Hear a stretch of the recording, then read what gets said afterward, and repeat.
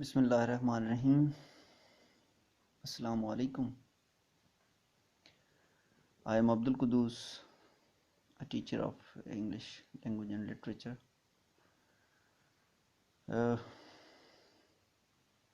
मैं पहले भी एक वीडियो अपलोड कर चुका हूँ जनाब प्रोफेसर मुबशर साहब के चैनल की वसात से। Is a good friend of mine.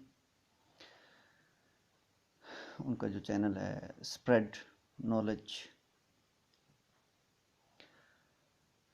काफ़ी अरसे से मैं सोच रहा था कि इस बारे में बात की जाए। बीइंग टीचर, हम समझते हैं कि हमारी ज़िम्मेदारी है कि जो एजुकेशन के अंदर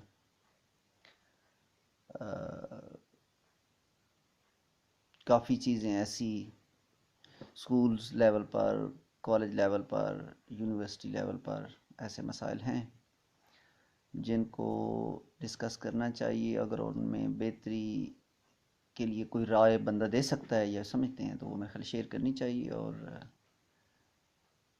हुकूमती ऐवानों तक भी पहुंचानी चाहिए। अभी मैं डिस्कस करना चाहूँगा कि स्कूल्स के अंदर ख़ास तौर पर अगर हम देखें, कॉलेजेस या यूनिवर्सिटीज़ में अपने मसाइल हैं, तो मैं अभी सिर्फ स्कूल्स लेवल के जो प्रॉब्लम्स हैं वो डिस्कस करूँगा। स्कूल्स में सबसे बड़ा जो मैं समझता हूँ, और ये मेरी राय होगी, साफ ज़ाहिर है, कोई ज़रूरी नहीं है कि मैं जो कह रहा हूँ हरफ आखिर बात है, और राय जो है उससे कोई इख्तलाफ भी कर सकता है और इत्तफाक भी कर सकता है। शायद ये भी हमारी तालीमी सिस्टम और सोशल सिस्टम का प्रॉब्लम है कि राय का मुख्तलिफ होना जो है वो ना ही हम कबूल करते हैं और ना ही उसकी रिस्पेक्ट करते हैं। टीचिंग में मेरे अंदाज़े के मुताबिक, मेरी सोच के मुताबिक, मेरी जो जो एक्सपीरियंस है मेरा, स्कूल लेवल पर भी है, कॉलेज लेवल पर भी है, यूनिवर्सिटी लेवल पर भी है, तो स्कूल लेवल पर जो मेरा एक्सपीरियंस है और जो मैं अभी भी देख रहा हूँ कि सबसे बड़ा तो प्रॉब्लम ये है कि स्कूल में जो टीचर्स की अपॉइंटमेंट है वहाँ पर शायद अनएम्प्लॉयमेंट की वजह से जो भी बस जो मार्क्स जिसके आ गए और वो टीचर लग गया, हम डिवोटेड टीचर नहीं होते। सबसे बड़ा जो इशू है हमारी तालीम के अंदर आ रहा है, हम टीचर बनते हैं पे के लिए, और जो बंदा पे के लिए टीचर बने, साफ ज़ाहिर है अगर उसे पे मिल रही है तो उसका कंसर्न नहीं है कि एजुकेशन जो है वो क्या चीज़ है या बच्चे किधर जा रहे हैं। वैसे तो हम एज ए टीचर अगर मैं बात करूं तो उस लेवल के शायद ऑनेस्ट नहीं हो सकते, और अगर ऑनेस्ट हो भी तो डिवोशन के बगैर जो है टीचिंग का वो मायार नहीं होता। यानी एक बंदा किसी और प्रोफेशन में जाना चाहता है और अनएम्प्लॉयमेंट की वजह से यानी उसे जॉब नहीं मिल रही और उसने किसी भी जरिए से इस एजुकेशन डिपार्टमेंट में आ गया है। पहले मैट्रिक FA BA लेवल के लोग आ जाते थे, अब चलो ग्रेजुएट या मास्टर लेवल के आ रहे हैं। लेकिन अगर उनको कहीं और ऑप्शन मिले तो क्या वो फिर भी टीचिंग में रहना चाहेंगे, ये बुनियादी चीज़ है। तो मेरे ख्याल में एक ऐसा मैकेनिज़्म बनाया जाए जिसमें बुनियाद ख़ास तौर पे इंटरव्यू के अंदर, इंटरव्यू मस्ट किया जाए टीचिंग में, और इंटरव्यू के अंदर साफ ज़ाहिर है साइकोलॉजिकली टेस्ट करने का जो मयार है, काफ़ी हद तक इतना मॉडर्न टेक्निक्स आ चुकी हैं कि बंदे की ऑनेस्टी और डिवोशन, अगर कोई ऐसा मैकेनिज़्म है, और यकीनन है साइकोलॉजी में, उसको ऑनेस्टली अप्लाई करके जो यकीनन उसका क्वालिटी ऑफ टीचिंग भी चेक की जाए, यकीनन उसका नॉलेज ऑफ द सब्जेक्ट भी चेक किया जाए, लेकिन जो टॉप प्रायोरिटी पे रखी जाए चीज़, वो उसका डिवोशन और उसकी जो ऑनेस्टी है वो भी साथ मस्ट है। यानी उसके बगैर अगर एक बंदा नॉलेज रखता है लेकिन वो डिवोटेड नहीं है टीचिंग में, वो सेटिस्फाइड नहीं है, वो मेंटली कहीं और जाना चाहता है, वो पुलिस में, आर्मी में, किसी और वापडा में, किसी डिपार्टमेंट में जाना चाहता है, मजबूरी के तहत उसे आना पड़ रहा है, तो मैं नहीं समझता कि वो इतनी ऑनेस्टी से और इतने डिवोशन से काम करेगा जितना एक टीचर को करना चाहिए। क्योंकि टीचिंग जो है ये it is a very nice profession, though it's a very hard profession. ये बहुत मुश्किल काम है, और डिवोटेड लोगों को आना चाहिए। अगली बात यह है कि जो हमारा सिस्टम है टीचिंग का, यानी टीचर्स की अपॉइंटमेंट से लेकर बच्चों के रिजल्ट तक,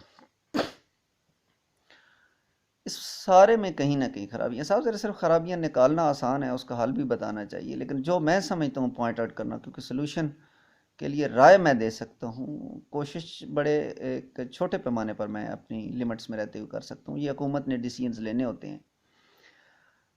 सबसे बड़ा तो मसला ये जो मार्क्स का रखा गया है, मुराद राज साहब ने ख़ुद भी इसको बारे में कहा, और मुझे उम्मीद है कि वो स्टेप्स भी लेंगे इस हवाले से कि यानी बच्चे की अंडरस्टैंडिंग और उसके मार्क्स में ज़मीन आसमान का फ़र्क है। यानी ऐसे बच्चे भी मैंने देखे हैं कि मार्क्स कम है, अंडरस्टैंडिंग उनकी बेहतर है। ऐसे भी बच्चे मैंने देखे हैं मार्क्स बहुत ज़्यादा हैं, अंडरस्टैंडिंग उनकी बड़ी लो है। यानी जो चेक करने का मयार है, मार्क्स को जो मयार रखा गया है, एग्ज़ाम्स ऐसा ज़रिया बनाया गया है जिसमें बच्चे की एबिलिटी टेस्ट की जाती है, तो उसमें कहीं ना कहीं ज़रूर प्रॉब्लम है कि वो बच्चा देख के लिख लेता है या रट के लिख लेता है, या उसकी किसी भी लेवल पर वो स्पॉट हो जाती है। ये किसी से बात छुपी हुई नहीं है, मतलब ये मिनिस्टर लेवल से लेकर स्टूडेंट लेवल तक, यानी स्टूडेंट खुद भी अब पढ़ना नहीं चाहते। उनको शायद पता है कि हमें 8वीं में 10वीं में मैट्रिक में नकल लग जाएगी। ये इतना आम हो चुका है और इतना पथेटिक मैं फील करता हूँ कि एक इसमें यह है कि हम बच्चों को बदयांती सिखा रहे हैं। यानी टीचर खुद वो कैसे, एक पैगम्बराना प्रोफेशन हम कहते हैं, कैसे वो फीलिंग उसकी डेवलप होगी कि मैंने माशरे को बेहतर करना है या बच्चे का किरदार बनाना है, या बच्चा कैसे रिस्पेक्ट करेगा जब बच्चे को भी पता है और उस्ताद को भी पता है वो गलत काम कर रहे हैं, लेकिन बच्चे को पता है कि उस्ताद मजबूर है क्योंकि उसने 100% रिजल्ट बनाना है। यहाँ पर मैं समझता हूँ हुकूमत की भी गलती है।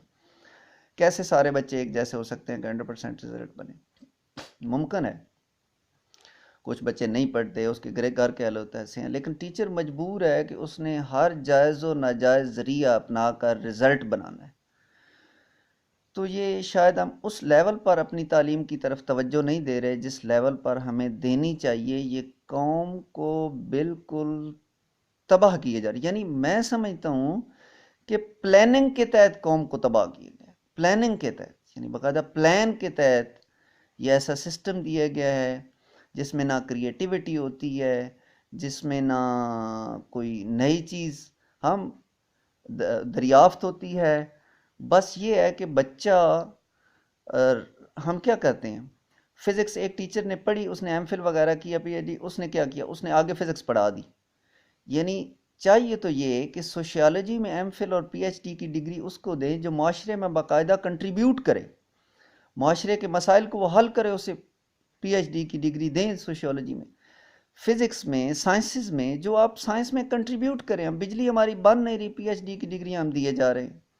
इकनॉमिक्स में कंट्रीब्यूट करे अगर कोई बंदा कि पाकिस्तान की मुआशी हालत को बेहतर बनाने के ये तरीके हैं और उससे बेहतर हो सकती है, और वो करे बेहतर, सिर्फ बताए नहीं, तो उसको पीएचडी की डिग्री दे इकनॉमिक्स की। अदब के अंदर, लिटरेचर के अंदर कोई कंट्रीब्यूट करे, नई थॉट्स दे, नई जेतें दे, नई डायमेंशंस दे ह्यूमन माइंड को। साइकोलॉजी के अंदर लोगों के साइकोलॉजिकल प्रॉब्लम को सॉल्व करे।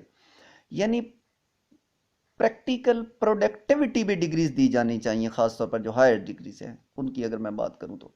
लेकिन जो स्कूल लेवल पे है उसमें सबसे बड़ा प्रॉब्लम हमारा जो आ रहा है वो हुकूमत का जो स्ट्रेस है टीचर्स बेचारों पर, और मेंटली उनको स्नब, पहली तो अपॉइंटमेंट उनकी सही नहीं हो सकी, और दूसरा जो टीचर्स को अगर जो आ गया, मैं उनको इतना स्नब किया गया है, मेंटली इतना टॉर्चर किया गया है कि ये चाहे ना चाहे विली नीली आपने ये रिज़ल्ट देना है। यानी ऑफिसर जो हायर लेवल पर बैठे हैं, प्रोविंशियल और जो डिस्ट्रिक्ट लेवल पर, वो भी कहते हैं जी हमारा ज़िला फर्स्ट हो जाए, बस नकल लग जाए जिस तरह से भी। तो ये बहुत ही जो है बिटर किस्म के हालात बन चुके हैं, और टीचर्स को भी रिलैक्स किया जाना चाहिए कि उसके इख्तियार में हो कि जो बच्चा नहीं पढ़ रहा है कोशिश करे उस पर, कुछ कोई छोड़ गया है, कोई 6 महीने आया ही नहीं है, उसका भी रिजल्ट देना है।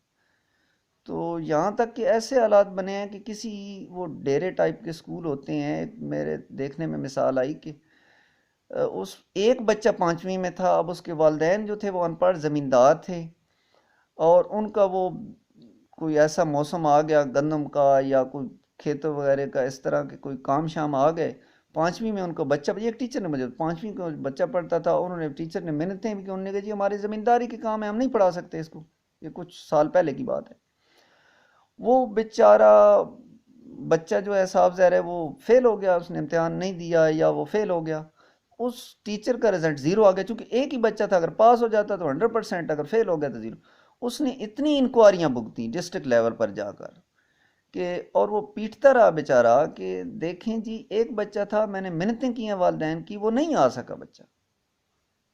ये तो मैं एक केस बयान कर लूँ, हज़ारों ऐसे केसेस मौजूद हैं जो बिल्कुल ला यानी किस्म के जो रूल्स बने हुए हैं, उनकी वजह से टीचर्स को स्नब किया जा रहा है। ये अभी यूपी को शायद मुराद राज साहब ने ख़त्म किया है।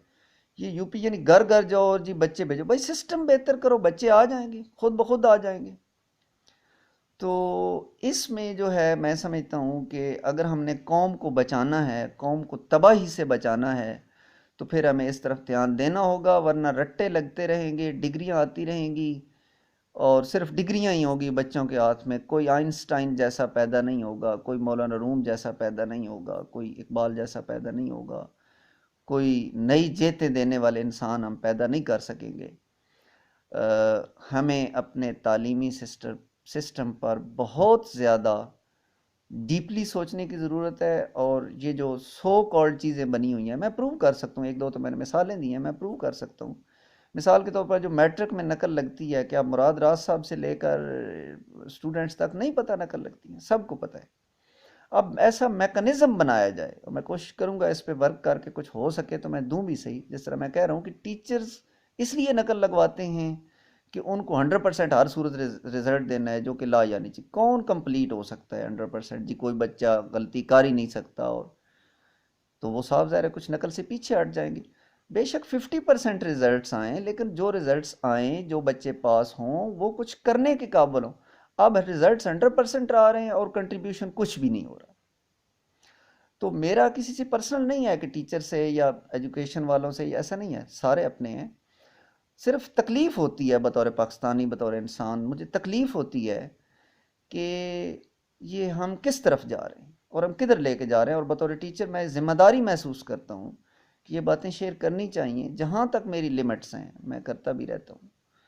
तो मेरी गुजारिश है, जो बाइख्तियार मोहतरम अहबाब हैं, वो इस बात को सीरियस लें, और इस पे जो है नॉलेज स्प्रेड करना है तो फिर नॉलेज होना चाहिए, वो कॉपीइंग नहीं होनी चाहिए कि फ़ोटो कापी की तरह जो होता है किताबों पे लिखा है वो बच्चों के माइंड में प्रिंट हो जाता है, और बच्चों को उस्ताद जानबूझ के बदयांती सिखा रहे होते हैं कि ऐसे नकल लगानी है। यानी ये मतलब मुझे अफसोस होता है अपने टीचर होने पर भी कि ये कैसे सिस्टम में हम रह रहे हैं और किधर हम जा रहे हैं। और फिर हम कहते हैं पाकिस्तान तरक्की कर रहा है और करेगा, और क्या खाक हम फिर तरक्की करेंगे।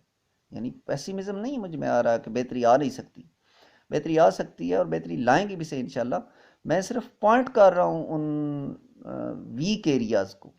और भी बहुत से हैं, लेकिन कम अज़ कम ये नकल का और ये बहुत ज़्यादा नंबर, 100 में से 1000 में से 1000, 1000 में से 995, इस तरह की 1100 में से 1092।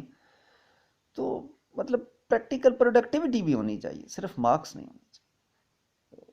मैं उम्मीद करता हूँ कि इस पे अगर मेरी जो वीडियो है, ये जो मेरी आरा हैं, ये अगर बाख्तियार हल्का तक ये पहुँचे तो काइंडली इस पे मुराद राज साहब हैं या जो पंजाब के तो वही हैं, जो बाकी ज़िला के भी, बाकी जो प्रोविंसेस के हैं उन तक भी अगर पहुँचे तो हर तरफ।